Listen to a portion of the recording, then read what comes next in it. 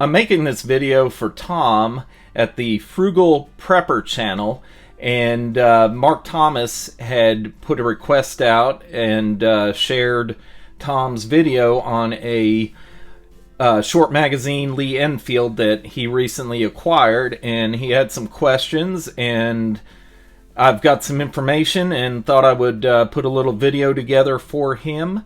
First off, I wanted to talk about his Lee Enfield. It is a Mark III Star version, which is just the same as mine. And Tom, I wanted to mention to you, you might want to look here underneath the bolt handle. You should have some markings there.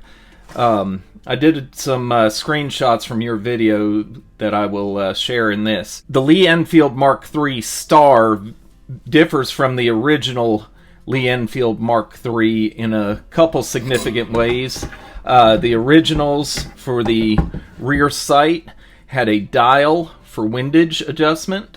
They also had a volley sight over here on the side, and those were removed with the Star version. They also had a magazine cutoff device right here. So all those were removed basically because in trench warfare, none of them were needed.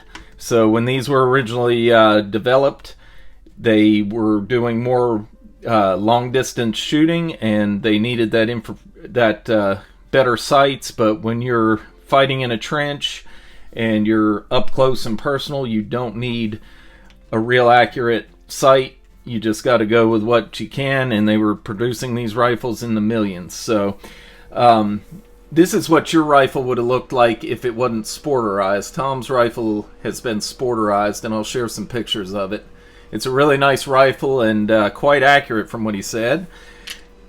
One thing I wanted to mention, Tom mentions that he had some issues with the feeding. And Tom, when you're loading a Lee Enfield, it's real important that as you put your brass in, you want to put your rear or your first round in, and then you want to make sure that the belt from your second round overlaps or is in front of the rim of the previous round, and you just keep doing that, and that will make it feed so much better. Tom mentioned in his video that he thought that the magazine had some crud in it, which it very well may have, but I got a feeling that these rounds were not put in there properly. Looked like he was loading with some stripper clips, and if whoever loaded the stripper clips didn't put these in properly, you wouldn't know to do this. So just keep that in mind, Tom, and you'll get much better functioning. Alright, so we're totally back unloaded. In the video, Tom mentions a stock disc on his rifle, and he suspects that the information on it is not original, and I would tend to agree with him. This one in my rifle is one I just recently got, actually found off eBay. It was missing on my rifle, which I bought years and years ago, back in the 80s, at a department store called Rose's. They had bins of rifles, and you could dig through them and pick them out. Anyway, during World War I, these stock discs were actually removed because the British realized that it was strategically not a good idea to have your enemy know what units they're fighting against. So these stock discs had all the information of the unit stamped in them, and that's what they were for. That was the purpose of them. But most of them, if not all, of the rifles that went to war were removed. Tom, you mentioned that the cartridges you believed were cordite propellant, and even mentioned having look like cotton threads coming out when you fire them.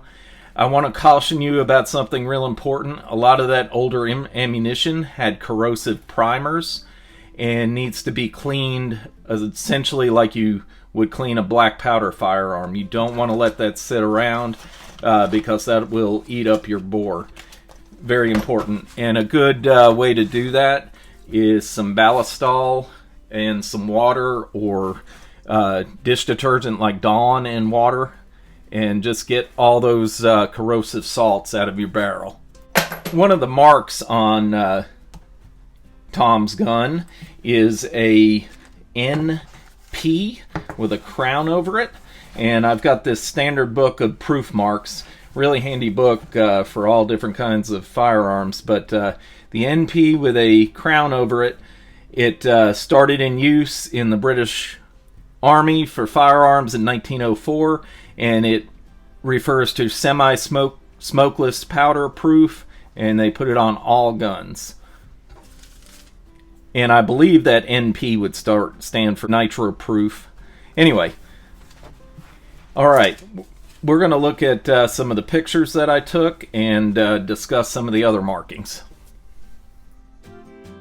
In Tom's video, he mentions this FR marking on his rifle, and FR stands for factory repair, and the date of 41 means 1941. What looks to be two cross flags are actually lances, and they mean property of the British government. The GRI with a crown over the top stands for Georgius Rexius Imperator, which means emperor. So it's King George, essentially. Tom, I hope this video helps you answering some of the questions that you had on your rifle. It's a really nice rifle. And if you think of anything else, or if you can find that information that should be underneath the bolt handle, let me know. And I want to thank everybody for watching this video.